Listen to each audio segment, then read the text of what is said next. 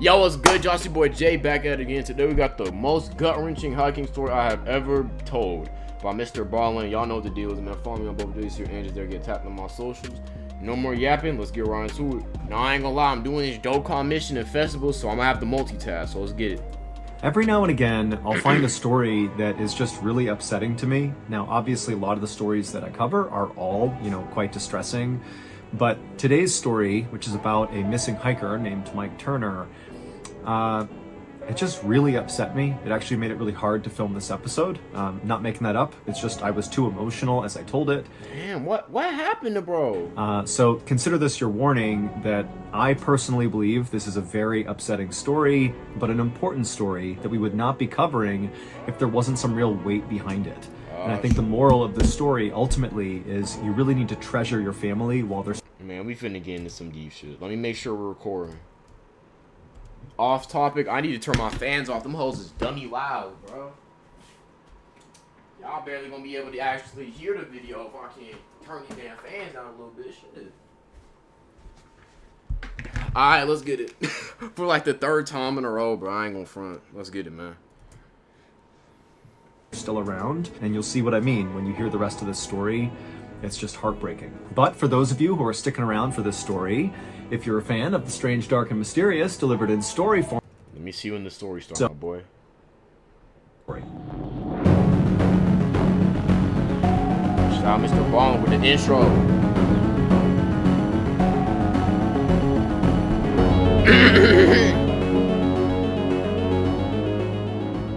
On the afternoon of August 2nd, 1998, a 48-year-old, 6-foot, 6-inch tall hiker named Damn! Bro could have been a hooper. Mike Turner stopped for a moment and took his bottle out of his backpack and took a sip. Mike was standing in a cluster... Hold on, I might be able to make a fire at thumbnail with this pic.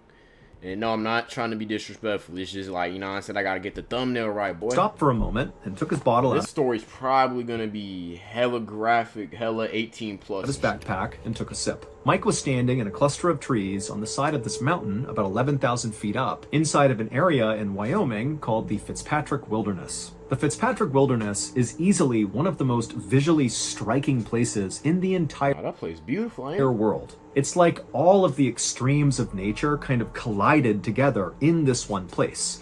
You have these massive, 13,000 foot tall snow-covered mountain peaks, you have glaciers, and then right below them, right at the base of these huge mountains, are all these lush green fields full of tall grass and flowers and animals running around and little streams and lakes. I mean, it's absolutely picturesque. In fact, some of the pictures of this area, they look fake. They're so ridiculous. But the real reason the Fitzpatrick Wilderness was known as this unbelievably beautiful place was because really it went kind of untouched by people because it was so hard to get to. I mean, basically the only people who stepped foot in this very surreal landscape were really experienced outdoors people like Mike Turner, because it took a lot of know-how just to get to this area and to... That ain't me, bro. I'm an indoor merchant, bro. I'll go on a hike. I'll go on a little hike, you feel me? But I ain't no Bear Grylls type of dude, bro. I'm gonna be honest. Survive in this area. You probably already knew that since I play Dokkan Battle and talk about anime and shit. This is a very, very rugged place. But Mike Turner was not content just going to the Fitzpatrick Wilderness. He really wanted to experience the true nature of this area. And so what he was doing while he was out there was hiking off trail. And so he's in this totally remote place, hiking around. Yeah, that's not a good idea, my boy. You hiking off trail in an area that nobody knows of. Barely anyone has heard of this bit. Plus, it's in the middle of God fucking knows where, bro. This nigga is he's in the Doonies, bro. I'm not even gonna front. In an area that was not even marked on a map. Now, to anybody who has not done any compass and map navigating out in the wild, this might seem totally reckless. And to a degree, it sort of is. No, he knows what he's doing, but at the same time, I just wouldn't do it. But it's something that people totally have a knack for. I can speak from my own experience. When I was in the military, we did a lot of compass and map navigating. I was in the military? Like in the backcountry in Alaska and also in California. And I was terrible at it, but I can tell you some of my classmates definitely had sort of like an innate skill to understand where they were in relationship to terrain features. And then if you combine that with proper training and experience, I mean, these guys got really good at just being able to navigate with a map and compass. And so Mike was one of those people that really was an excellent navigator. And so walking off trail like this in such a remote place was sort of routine for him. Now, Mike was not some full-time adventurer. This was something he did that was sort of a passion for him. His job was he was a reverend at a Christian church in Idaho, and he had been for 10 years. And Mike loved being a reverend. He loved his congregation, and his wife Diane and his 3 kids. He had 2 daughters and a son. Aww. They were all super involved in the church. I mean, it was a great thing. But at the same time, being a reverend was a lot of work, a lot of responsibility, and a lot of stress. And a way that Mike had found to kind of cope with that growing stress of being a reverend was to go out hiking. He actually found, sort of ironically, that when he was out in nature hiking, he felt closer to God than when he was inside of his church preaching. And it was because he sort of looked at the world as this grand gift from God. And imagine being in the Fitzpatrick Wilderness, looking at this unbelievable terrain. I mean, it looks like, God made this. I mean, who else could? This is so strikingly beautiful. And so with that as context, on this particular day that Mike had stopped to sip water 11,000 feet up on this mountainside, this was actually the 4th day of a 9-day pre-planned solo hike through this wilderness that Mike had been planning out for over a year. Now, even though Mike was a very skilled hiker and backpacker and survivalist, he knew doing any sort of really long solo hike came with a whole bunch of risks that only really come if you're solo hiking. The biggest risk being that if you get into trouble when you're out on a solo hike, ain't nobody gonna be able to help you. And even the emergency dude's gonna take a minute to get there, especially if you're in the Doonies. Well, you're all alone, so you better have a really good plan for what you're gonna do if you get into trouble. And so Mike had come up with a great plan. He had spent that whole year mapping out this off-trail path he was going to take over these 9 days. It was a 60-mile trip through the Fitzpatrick Wilderness, and he drew out basically exactly where he expected to go on a map, and he gave that map with all the different coordinates and exactly where he'd be on each day to his wife, who also was a very enthusiastic hiker. And he told her, on the 9th day, you're going to meet me at this spot at the end of the 60 miles at noon on this 9th day right here, and I will meet you there and you can take me home. However, that plan had changed on that 4th day as Mike was sipping his water on the mountainside. And only Mike knew it because he had no way to communicate back to his friends and family. Cell phones were very primitive at the time, so he couldn't just call somebody. I mean, basically, if he deviated his plan, he was the only one who would know. Now, the reason why Mike, on the 4th day of this 9-day trip, decided to alter his course made a lot of sense. So even though Mike was technically solo hiking, he was not actually alone. With him was the family dog named Andy, who was a very good-natured black lab mix who loved going hiking. And over the course of the previous day and then into this 4th day, he and Andy had been up at elevation at about 13,000 feet, walking on some icy parts of the mountain, and Andy's paws were getting really raw from kind of walking on the jagged ice. And that day, on the 4th day, Mike had noticed Andy was whimpering and struggling to keep up when normally Andy was super energetic and running all around. And he knew that, my course that I'm supposed to be going on for the next few days is going to be going. This is an Elden Ring landscape, boy. That's that. I'm even someone like me who's in great physical condition may not be able to do this shit. Because you got to take it to uneven paths, encounters with animals, all through these mountains with all this ice. And I don't think Andy can keep up. He's not going to be able to do it. And so he had decided to side skirt the mountains to avoid the ice. And even though this path was definitely going to take him a little bit longer, it would still bring him to the same destination, to that same pickup spot where his wife and his family would be waiting for him. Now, Mike understood that by deviating his route, not only would his family not know, like they would have no idea where he was, but also this secondary route he'd be taking to save Andy's paws was going to take a little bit longer than the intended course would take. And so he knew he was not going to be there at the time he said he would. So he was not going to be there at noon on the 9th day. It was going to be maybe the 10th day or beyond. But Mike had planned for this contingency. He had brought extra supplies specifically if he had to extend his journey. And so he felt confident that even though this was a big risk, to take this path that nobody knows he's on, he felt he could do it with no problem. problems. And so after Mike finished taking a sip of his water, he pulled a bowl from his pack that was for Andy, and he poured some water in it, and he placed it on the ground, and Andy kind of made his way over and began lapping at the water. And as he did, Mike looked down and saw Andy's tail wagging happily, and Mike felt confident, seeing how much better his dog was already doing, that this was definitely the right decision. Taking this secondary route was definitely the way to go. But as Mike waited for his dog to finish drinking, Andy suddenly stopped and then lifted his head up with his ears perked up. Oh, like bad news. There's a mountain lion, a bear, some type of shit. Something. And then before Mike could stop him, Andy just took off running into the trees and disappeared. Now, Andy was a playful dog that periodically kind of ran around on the hikes like this. But remember, Mike is out in the backcountry and he's deviated his path. He needs to be really sure of where he is. He can't afford to make mistakes here. Yeah. And if Andy just goes rogue and he has This is before niggas had telephones. This is before that. This is primitive. Nigga, your phone is a brick. Go chase after him, the opportunity to get turned around or lost, or maybe come in contact with some big predator that maybe Andy has sensed, were pretty high. And so Mike grabbed the bowl and took off running into the trees after Andy. And after going into those trees, he emerged on the other side, Mike did, and suddenly he was hit with this incredible view, kind of looking down towards this lake. And there was this huge clearing on this side of the mountain that was filled with these huge boulders, like boulders the size of small cars, and they were everywhere. Basically, the mountain, as it eroded, chunks of rock were rolling down into this clearing that was sort of at a slant down towards this lake, and it just filled the entire clearing with boulders, to the point where you really couldn't actually walk on solid ground. The only way to get from where Mike was and where Andy was, because at this point he could see his dog was making his way towards the lake. Clearly, that's what Andy had sensed, the lake, and he was going to get a drink or something. And so Mike knew to get to his dog, he would basically have to climb onto the boulders and jump from rock to rock all the way to his dog. And so Mike tried calling for Andy one more time to stop and come back, but Andy was on his own program going towards the lake. And so, resigned to the situation, Mike climbed on top of the first boulder and began jumping boulder to boulder in the direction of his dog.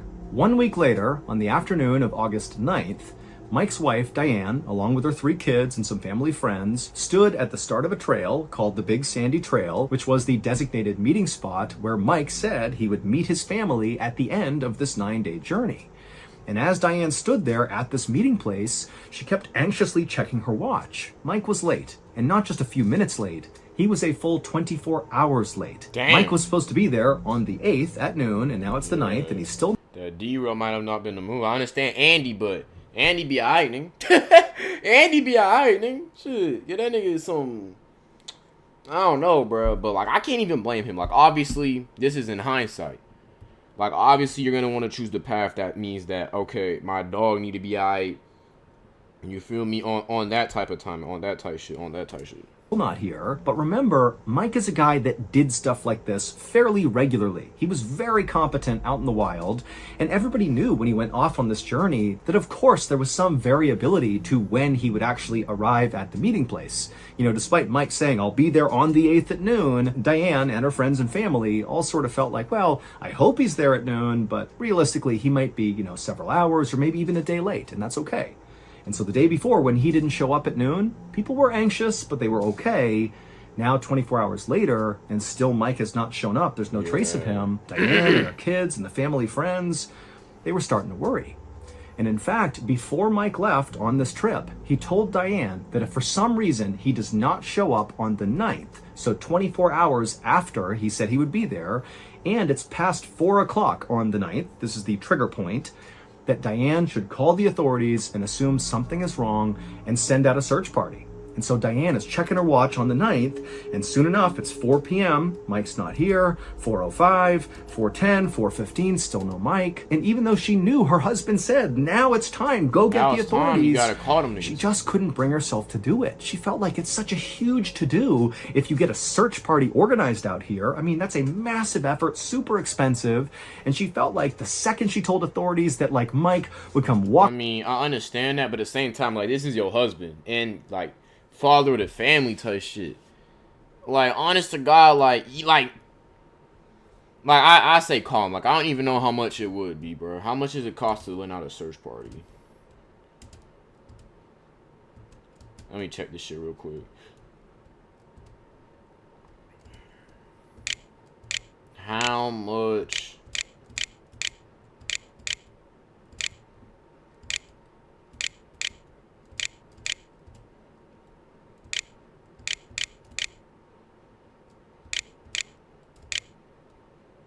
Yeah, bro. It's fucking. It's a goddamn laptop on its last legs, but we gonna work with it though. Nigga, yeah, they're free. Yeah. That's what I thought. Like, I thought they were free usually, ain't it?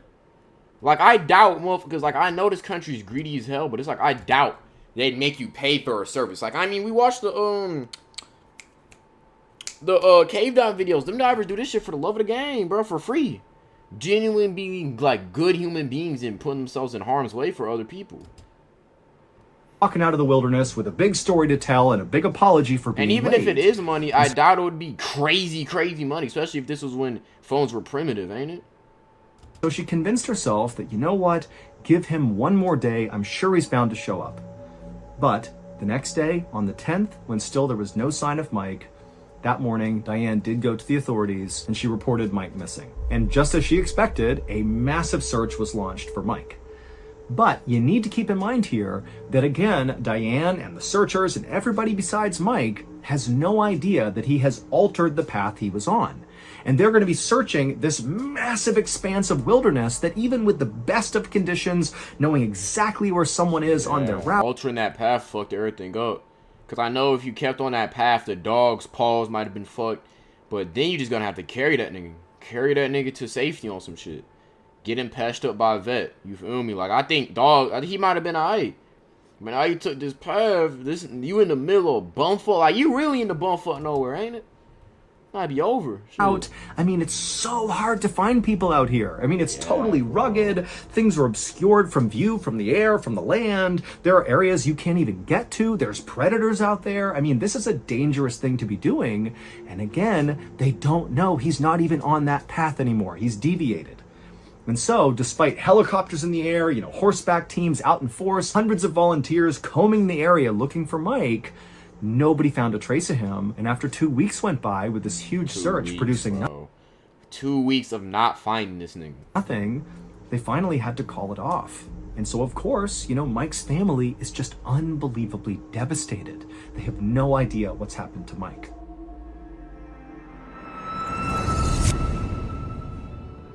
Have you ever thought to yourself, man, I just wish I could consume the strange...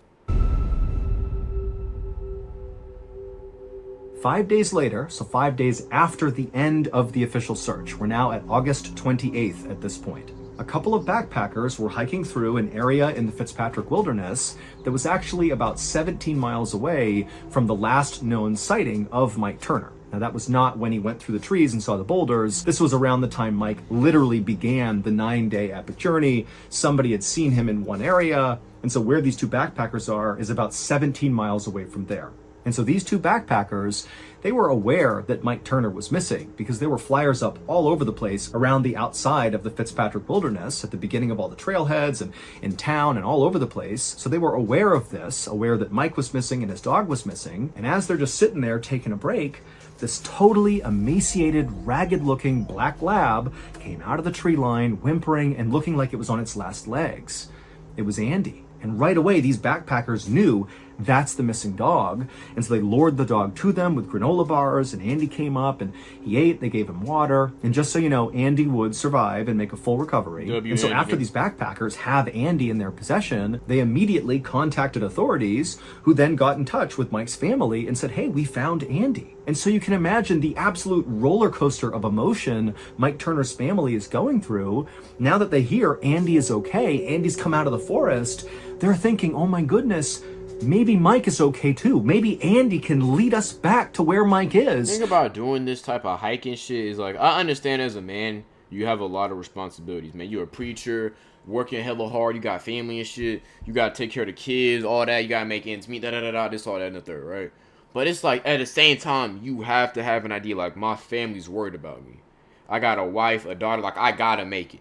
Like, I can't, like, I'm not finna go out like this. Like, I gotta make it back home, block in, do this, da-da-da-da-da. Like, there's definitely times where you experience some shit like that.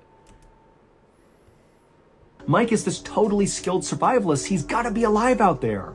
And so after discovering Andy, a second search was launched using Andy as the guide dog. They basically went to that spot where the backpackers found him, and basically Andy's family and some other volunteers allowed Andy to lead them back into the wilderness, hoping it would lead them to Mike. And so as this new search began with Andy leading the way, a separate backpacker, who we will call Brian, just for the sake of the story, that's not his name, but we're going to call him Brian, he was hiking through a section of the Fitzpatrick Wilderness not near where Andy was. This is a separate area. And Brian, he was not involved in looking for Mike Turner, but he was aware that Mike was missing because, again, he had seen all the missing person flyers, he'd seen the news, and when he began his own hike into the wilderness, he had seen at the start of his own trailhead a big flyer with a picture of Mike Turner and his dog saying he was missing. So Brian's aware of Mike Turner's absence, but he's just going on his own hike into the wilderness. And after a few days of solo hiking his way into this totally rugged expanse, he eventually reaches this kind of dense cluster of trees about 11,000 feet up on the side of a mountain, and he walks through those trees, and when he emerges on the other side, out in front of him, sloping down to a lake, is this unbelievable boulder field that practically takes his breath away, but that was not the thing that really got his attention. Instead, as he's taking in these boulders and this unbelievable view of the mountains in the distance and this lake, he noticed there was a man sitting on a rock fairly far across this boulder field. That's Micah! With his back to Brian, just staring at the lake. Now, remember, this is like the middle of nowhere, and Brian certainly was not expecting to come across any other person on this journey. And so naturally he thought, okay, I need to go up and make sure this guy is okay, or if nothing else, I want to talk to him. I mean, this is a very rare thing to come in contact with other people out here. And so Brian began walking towards this guy to see what was going on. Well, that man was the missing hiker, Mike Turner, and my goodness, did Mike Turner have a story to tell. But to understand Mike's story, we need to go back 29 days to the point when Andy the dog had taken off running from Mike and he had gone into the boulder field, and Mike had emerged through those trees and seen the boulders, he's seen his dog, and he began climbing onto that first rock to begin making his way towards his dog. Like, I couldn't do all this hiking shit, bro. Like, this outdoor shit, I'm not built for that. Like, yes, I know a decent amount, like, if you see a bear, don't try to run from that motherfucker. Predator instinct, especially if it's a brown bear, black bear, make yourself look big. Goddamn, just don't drink water straight from a river. You gotta filter that bit, something like that. But it's like, I'm not a survivalist ass nigga, bro. So, Mike, he gets up on that rock, and he begins hopping from boulder to boulder to boulder. And at first, it's going fine. He gets about halfway across the boulder field, he's, yelling to Andy to stay put, and he's kind of making his way, it's all good. But then he reaches this one particularly large boulder that when he jumped onto it, it was kind of unstable, and it began to wobble under his feet. And so instinctively, this nigga done fell in a landmine. Mike tried to leap off of the wobbly boulder onto another boulder that was right nearby. But when he jumped, he sort of undershot this second boulder and so did not land on it and stay put on it. Instead, he kind of hit the face of this second boulder and slipped down to the ground. Didn't hurt Mike, he's just now on the ground in this small space between the boulders. However, unfortunately, the wobbly boulder right behind Mike, well, it didn't just continue to wobble, it wobbled to the point where it rolled forward. Do not tell me this nigga about to get the Obito treatment, bro. No. And literally came to a rest against the second boulder that Mike had just jumped onto and failed to land on top of. Basically, wobbly boulder impacted second boulder, sandwiching Mike between them. But no, my nigga finna get that Obito treatment. No. It did not harm Mike. This is going to take some explaining, but it'll make sense after I go through it. Wobbly boulder had what looked like almost a U-shaped cutout on the face of the wobbly boulder. Like, imagine a perfectly round boulder, but there's like a divot kind of sitting on the front of it. And it just so happened that on the second boulder in front of wobbly boulder, it also had a sort of divot on the face of it, kind of looking like a U-shape. And when these two boulders collided, these 800-pound boulders, Mike happened to be standing exactly in the position where those two cutouts wrapped around him like shackles. They basically pinned his ankles together, where he could not pull his legs up and out of this totally tight space that was just big enough to hold his legs in place. It was like he was anchored to the ground. But again, Mike is unharmed. His legs aren't broken. Nigga better use some Spartan warrior strength. Get out that bit. Nigga be like Goku, push that bit apart. Battered nothing. He just cannot move. Now, Mike instantly would have known this is a really big issue. Yeah, this is a massive nigga finna can't get water or food, bit. Can't do anything. You can't make no progress, nigga. Because he can't move these 800-pound boulders. They are 800 pounds. Shit, unless you goddamn a Spartan. Maybe if Mike was like fucking, I don't even know, some super nigga, maybe you could move them hoes. But Mike is lean. He's 6'6", but he's a very like lean. He said he was lean. He looked like a very like kind of skinny guy. He don't got the fucking strength for this shit. And definitely not after doing all this hiking and running and crawling and shit. No, bro, his stats is low. He's by himself, minus his dog, who can't really help him with the boulders.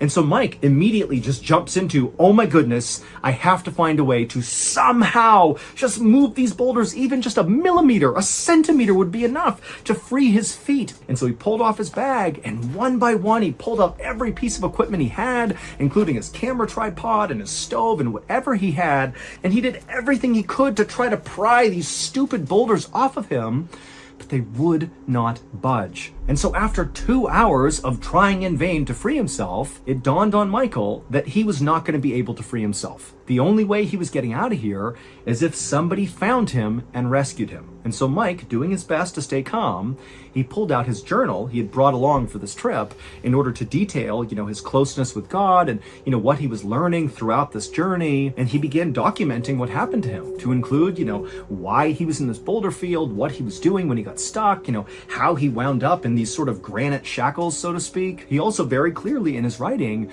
was very much putting his faith in God to get him out of here. He wrote in his journal on this first day, 2 hours into this predicament, I am in your hands, Lord. I don't know what I may face. The idea being, I don't know what's going to happen to me, but my faith is in you. I know you will help me through this. And so after writing this initial entry, Mike turned his attention to survival. Like not trying to push the boulders off, but trying to survive amidst the boulders as long as possible. And so he pulled out his blue sleeping bag and kind of wrapped it around himself to insulate himself. He got out his stove, and there was some snow. You better get in that inventory, see if you can find a pickaxe, nigga, some crafting table, motherfucker pork chop, something. And he began putting snow in his stove and melting it to create water. And he also pulled his tent flap over the top of him. He was basically setting up camp inside of these boulders.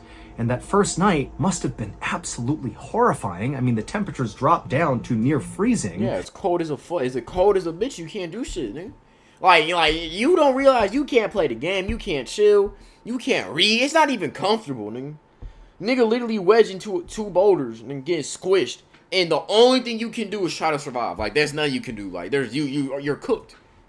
Even though during the day it was over 100 degrees Fahrenheit, but that night he's in this. Fuck no. Shit gets from cold as fuck, hot as fuck. It's probably because there's no real. It's I don't even know, bro. You just getting horrible position, just trapped with his own thoughts, just hoping and praying that God was going to get him out of here. The next day, when Mike woke up, he wrote in his journal some more, and he began detailing his biggest fears. One of them was potentially having to have his legs amputated if he got out of here. The damage of losing circulation to his legs was scary. He wrote that he had food for at least a week, but he only had 2 quarts of water, and there wasn't all that much snow around him left to melt, and he was running out of fuel, and so he was really worried about not having enough water, even though, very ironically, he was like 25, 30 feet away from a lake, which he could have drank water from, but again, he's trapped to the ground. And so on the second day, Mike actually attempted to throw his water bottle, which he connected some rope to try to get it into the lake, to capture some water and pull it back to him. But when he threw it, it was just short of the water. He could not get it into the water, so he couldn't scoop any water into his bottle. And then when he tried to retrieve the bottle, as the bottle was being dragged towards him, it got wedged in some rocks. And again, he can't move, so he can't possibly fling it out of these rocks.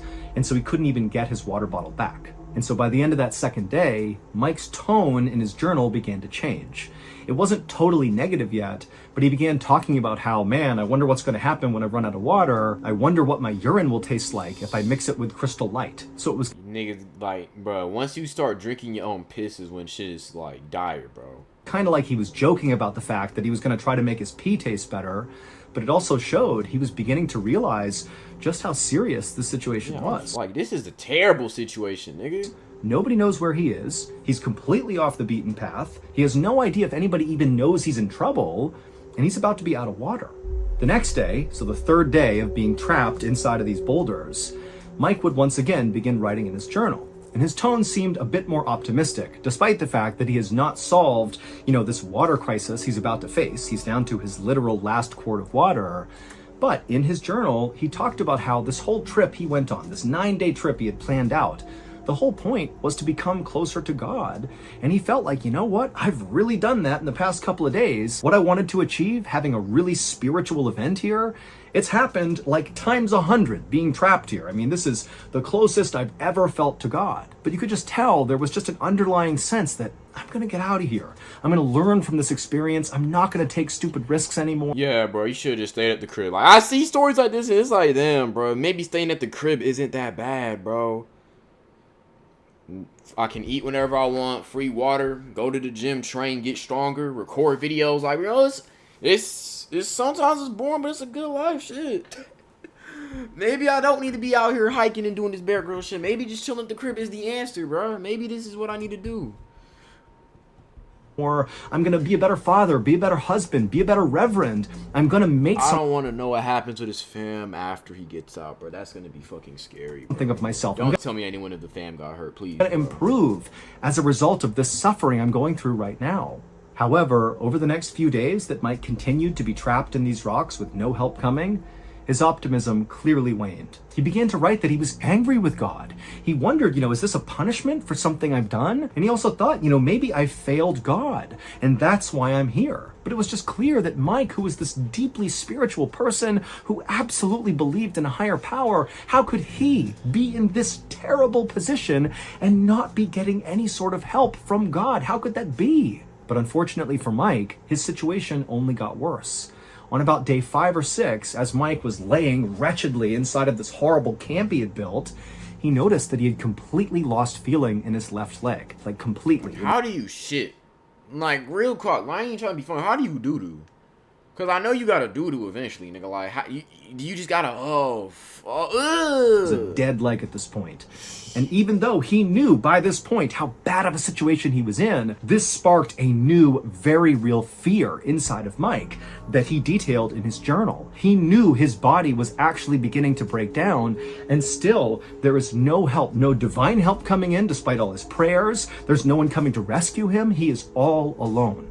In fact, Mike would write in his journal something that practically brought me to tears when I read it first, and it just said, "So lonely, more than I imagined." Damn. I just can't picture what it would be like to be trapped out there. You're not hurt. A whole week. Like, imagine my whole day from Monday to, Saturday to goddamn today in a boulder.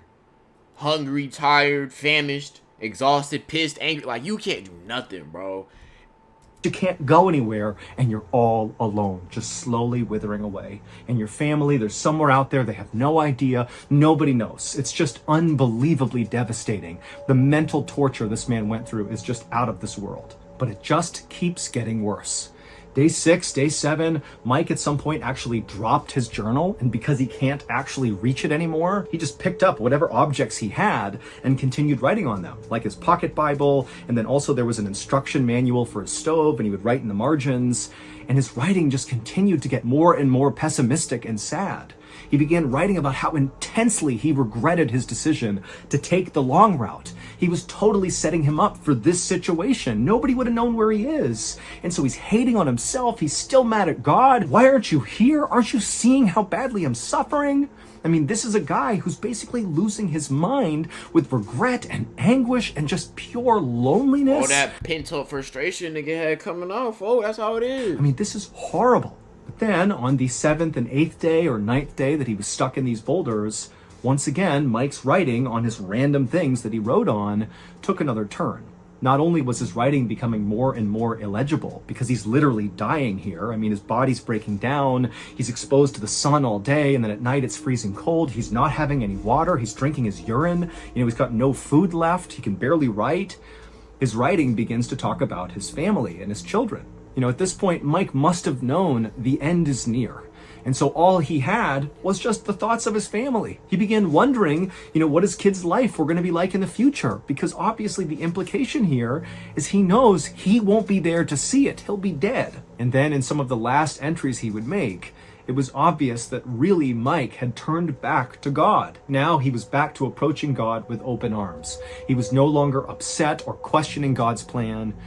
He was just ready. He actually wrote in his journal, "Fill me with peace, Lord. May my conditions That's the stage of grief, bro. not deny my love for you." And then he wrote, "I'm ready to die, though I'm missing my family." And then in his final entry, which must have been on the 10th day of his predicament, Mike's writing was basically completely illegible at this point because he's right on death's door. And even though you can't really tell what he wrote, at the end of this final entry, it says, "Love, Dad." It was like he was saying his final goodbye to his family. Then Mike took off his wedding band and he placed it on the rock next to him because he knew once he died and decomposed, the ring would fall off his bones and be lost in the rocks below. And he clearly wanted his family to have that wedding ring, so he placed it on the rock and then he prepared to die. When Brian the hiker walked up to the sitting man he saw on this boulder, he realized almost immediately that that was Mike Turner because he had seen the missing person flyers before he came into the wilderness.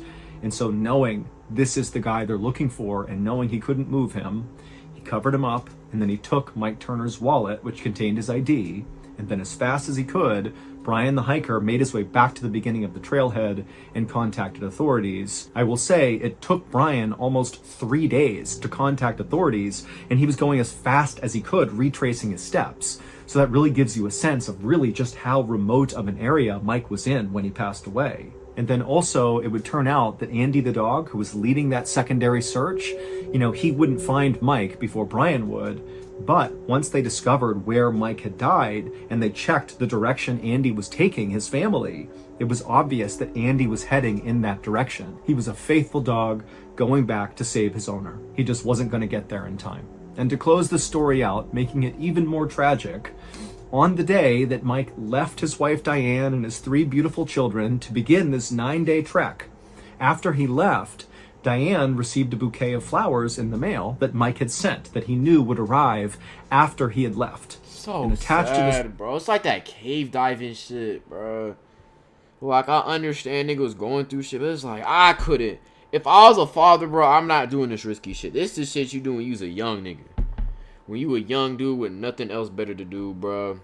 You got nothing to lose on some shit. But it's like, you got a family, you got a wife, daughters, a son, all that, bro. This bouquet was a note. And the note was written to Diane. And it just said, "Thank you for letting me live this adventure. Know that wherever I am and whatever I'm doing, I'm thinking of you."